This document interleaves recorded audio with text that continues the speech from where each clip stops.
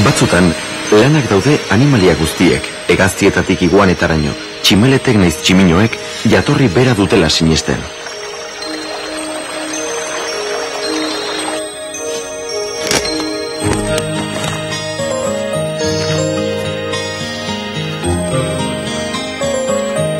Lanak daude sinesten, animalia guztiok, duela milioika urte lehen lurreko itsasoetan bizi izan ziren lehen zelula haietatik datozela.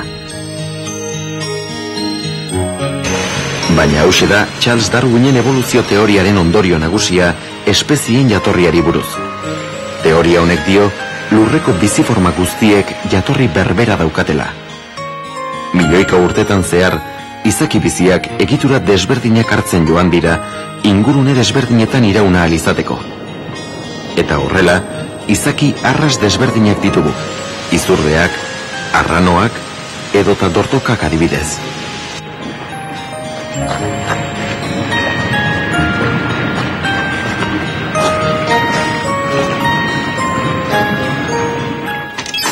Animalia. Izaki bizi guztien artean, animalien bereizgarririk garbiena gai organiko zelikatzearena da. Hau da, beste izaki bizi batzu janez. Landareak ordea, konposatu organiko horiek sortzeko gai dira fotosintesiaren bitartez. Landareak eurentzako janaria sortzeko gai direlako, eta animaliek ezin dutelako, lehenengoak mugigaitzak dira. Eta animaliek ordea mugitu beharra daukate janari bila. Eta horregatik ibilkera desberdinak garatu dira. Ala hankak, hegoak edo hegatsak.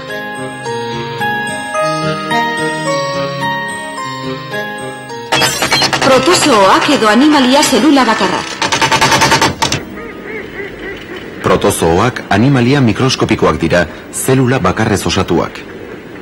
Itsasuretan, lehorruretan, lehorrean eta beste organismo batzuren barruan bizi dira, hauei eritasunak ezartzeko gaitasunez. Animalia hauek ehun bereizgarririk ez badute ere, nahiko konplexuak izan daitezke, eta mugikera desberdinak garatu dituzte. Batzuk aztinkai luzeak erabiltzen dituzte mugitzeko. Beste batzuk pseudopodoak dauzkate, amebek adibidez.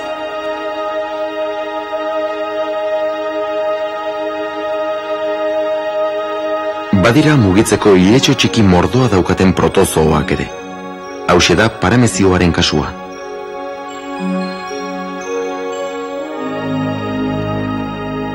Beste batzuk parasitoak dira, eta birsormen handikoak gainera.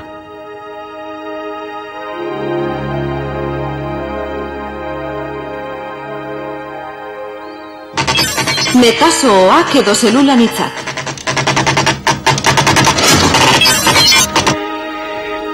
Metazooak zelula anizdun animaliak dira.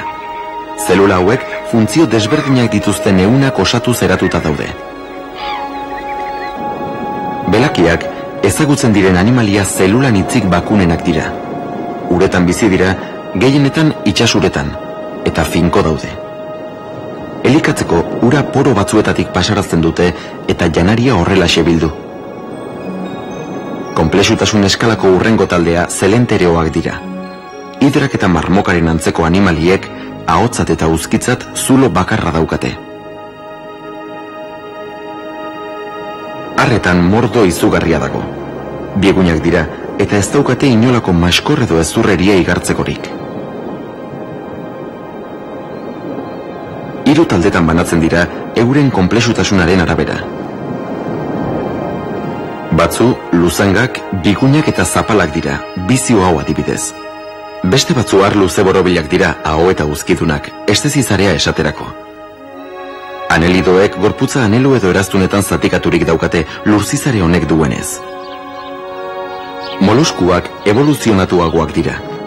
Hauek ere gorputz biguna daukate, baina sarritan maskorrez batua. Hankarik ezak oso era bitxian mugitzea dakarkie.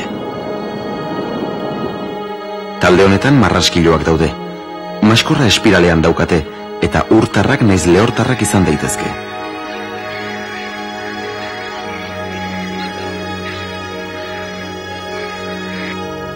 Musila eta muskulua ere moluskuak dira. Urtarrak dira eta maskorra erdibitan daukate.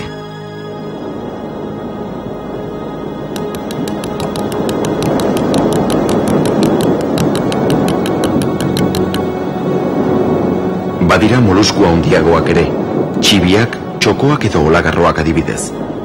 Ez daukate maskorrik, azal kartilagotsua baizik, bi begi egin ere badituze. Ekinodermoak konplexuagoak dira. Talde honetakoak dira itsasizarra, itsasliliak eta baita itsastrikua ere.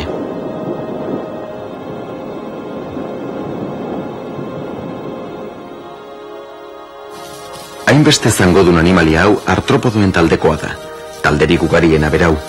Atalka zatiturik daude eta azal zurruna daukate. Talde honetakoak dira armiarmak, gorputza bi ataletan banaturik eta lau zango pare dituztenak. Eskorpioiaren ahaideak dira.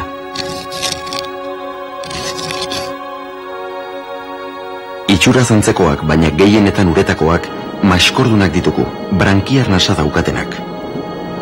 Talde honetakoak dira otarraintxoak edota lanpernak.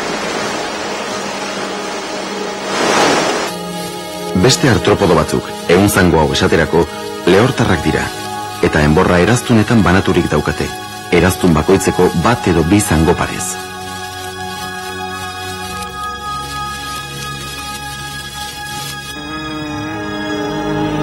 Intsektuak dira artropodorik evoluzionatuenak. Ingurune lehorrean erapen handia lortu dute, batez ere euren egoei, euren aho aparatu oso moldakorrari eta euren nerbiosistemaren antolamen zorrotzari esker. Izan ere, bada sailkatuta milioi bat espezietik gora. Hauen gorputza 3 ataletan banatzen da eta 3 zango pare dauzkate.